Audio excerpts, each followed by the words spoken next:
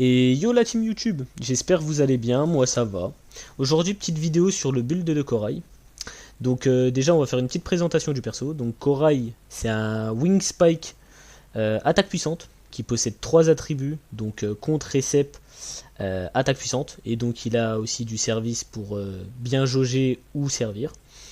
Ce qui fait de lui l'un des meilleurs persos du jeu, même réseau 1. Parce que tout simplement il joue dans n'importe quel team. Que ce soit contre, attaque puissante, attaque rapide ou récep. Donc personnellement, moi je le build en 4 potentielles ondes puissantes. Ça va lui permettre d'avoir 15% de conscience.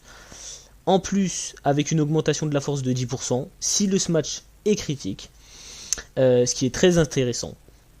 L'ensemble de 2 potentielles ondes puissantes qui vient avec en même temps lui octroie 15% d'attaque puissante, donc on prend toujours, c'est pas dégueu. Pour les 2 autres potentiels restants, c'est là où je vais un peu vous surprendre. Moi personnellement, je le joue avec du contre, donc que ce soit contre précis ou contre en mouvement, il faut forcément un ensemble de 2 pour augmenter tout simplement de 15% son contre, car comme vous le savez, Corail doit au maximum se jouer à l'avant grâce à sa compétence spéciale, donc sa spé, qui lui permet au niveau 1 de gagner 40% sur cette même attaque. Donc c'est très fort même. Et tout simplement qu'il a aussi une capacité pour bloquer, récep et servir tout simplement. Bon, on va passer en revue concrètement maintenant au niveau des potentiels. Donc, en potentiel 3 et 5, bon, on va pas s'attarder dessus, ils sont déjà prédéfinis. Donc, comme vous le savez, potentiel 3, c'est forcément du service. Potentiel 5, c'est forcément de la récep. En potentiel 1, moi, ce que je vous conseille, c'est de mettre une onde puissante. Parce que le potentiel 1, il... Comment je pourrais vous dire ça? Il dépend de la catégorie du potentiel. Donc ça veut dire que onde puissante, hausse de puissance, c'est attaque puissante, tout simplement. En potentiel 2, moi ce que je vous conseille, c'est de l'attaque puissante pourcentage. Si vous en avez pas, vous mettez soit de la conscience ou de la force, tout simplement. De préférence, si vous l'avez résonance 4, en potentiel 4, vous lui mettez du réflexe.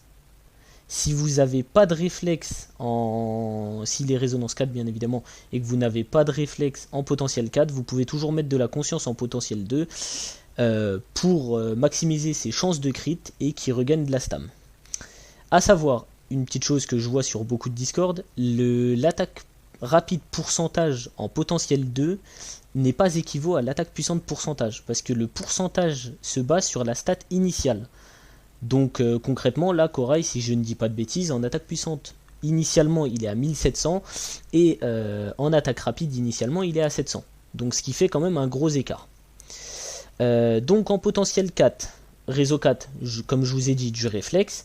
Si vous n'avez pas du réflexe, personnellement comme faut le jouer devant et que je lui mets du contre, on va lui mettre du contre, ou sinon de la récep au maximum. Et du coup, pour finir, en potentiel 6, attaque puissante ou take-off, tout simplement. L'attaque puissante, encore en pourcentage pour maximiser encore ses attaques. Et la take-off, tout simplement, c'est la stat que Corail va produire sans crit.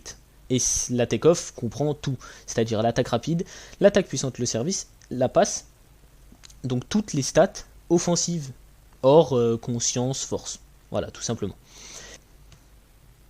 Donc j'espère que la vidéo vous aura plu. C'était Marvin, à une prochaine. Ciao!